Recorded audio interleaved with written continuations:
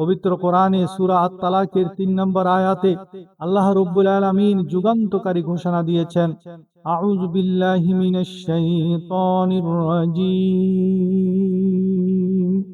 ওয়া মান ইয়াতাওয়াক্কাল আলাল্লাহি ফাহুয়া হাসবুহু ইন্নাল্লাহা বালিগু আমরিহি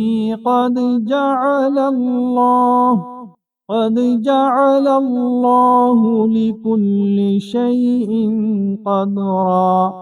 অর্থাৎ আর যে ব্যক্তি আল্লাহর উপর ভরসা করে, আল্লাহই তার জন্য যথেষ্ট, আল্লাহ তার কাজ সম্পন্ন করবেনই। আল্লাহ সব জিনিসের জন্য একটি সীমা বা পরিমাণ নির্ধারণ করে রেখেছেন। এই আয়াতের পেছনে লুকিয়ে আছে এক অবিশ্বাস্য, চোখ জুড়ানো, মন ভোলানো সত্য ঘটনা। রাসূলুল্লাহ সাল্লাল্লাহু আলাইহি ওয়াসাল্লামের একজন অত্যন্ত প্রিয় ও বিশ্বস্ত সাহাবী ছিলেন হযরত আউফ ইবনে মালিক আশজাঈ রাদিয়াল্লাহু তাআলা আনহু। তিনি ছিলেন অত্যন্ত দরিদ্র। একদিন কাফেররা তার একমাত্র তরুণ ছেলে হযরত সালিমকে বন্দী করে নিয়ে যায়। একদিকে একমাত্র সন্তান শত্রুদের হাতে বন্দী, অন্যদিকে ঘরে খাবার নেই, চরম দারিদ্রতা। সব মিলিয়ে আউফ রাদিয়াল্লাহু তাআলা আনহু ও তার স্ত্রী মানসিকভাবে একদম ভেঙে পড়েন।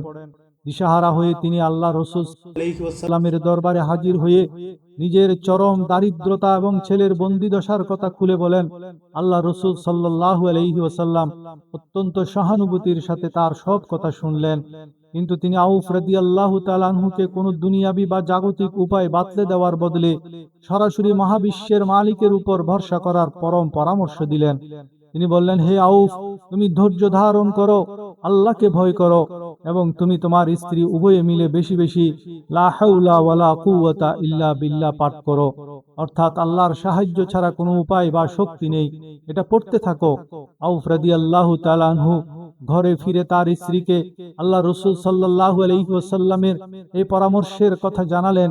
এই পরহেজগার স্বামী স্ত্রী দুইজনে মিলে মনে কোনো প্রশ্ন না তুলে আল্লাহর উপর পাহাড় সম পূর্ণ ভরসা রেখে দিন রাত এই জিকির পড়া শুরু করলেন। তারপর কি হলো শুনেন, আপনার গা শিউরে উঠবে। কিছুদিন পর একদিন হঠাৎ অলৌকিক কাণ্ড ঘটল। শত্রুরা যেখানে সালিমকে বেঁধে রেখেছিল, একদিন রাতে তারা অসতর্ক হয়ে পড়ে। আল্লাহ রহিম কুদরতে সালিমের হাতের শক্ত বাঁধন নিজে নিজে আলগা হয়ে যায়। সুযোগ বুঝে সালিম সেখান থেকে পালিয়ে আসেন। পালিয়ে আসার সময় শত্রুদের চারণভূমিতে থাকা একটি উটের পিঠে চড়ে বসেন এবং সাথে করে শত্রুদের এক বিশাল উটের বহর ও ছাগলের পাল হাঁকিয়ে মদিনার দিকে নিয়ে আসেন। মাঝরাতে আউফ রাদিয়াল্লাহু তাআলা আনহুর দরজায় কড়া নাড়ার আওয়াজ শোনা গেল। দরজা খুলে আউফ রাদিয়াল্লাহু তাআলা আনহু দেখলেন তার আদরের ছেলে সালিম সুস্থ শরীরে দাঁড়িয়ে আছে, আর বাড়ির সামনে দাঁড়িয়ে আছে শত্রুদের থেকে আনা এক বিশাল উটের বহর। আউফ রাদিয়াল্লাহু তাআলা আনহু খুশি হলেও মনে মনে সংশয়ে পড়লেন যে শত্রুদের এই সম্পদগুলো তার জন্য হালাল হবে কিনা। তিনি তখনই রাসূলুল্লাহ সাল্লাল্লাহু আলাইহি ওয়াসাল্লামের কাছে গিয়ে সম্পূর্ণ ঘটনা খুলে বললেন। ঠিক তখনই আল্লাহ তাআলা জিবরাইল আলাইহিস সালামের মাধ্যমে সূরা তালাকের এই বিখ্যাত আয়াত নাজিল করেন।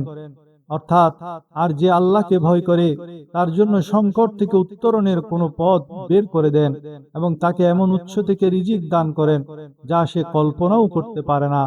আর যে আল্লাহর উপর ভরসা করে, আল্লাহই তার জন্য যথেষ্ট।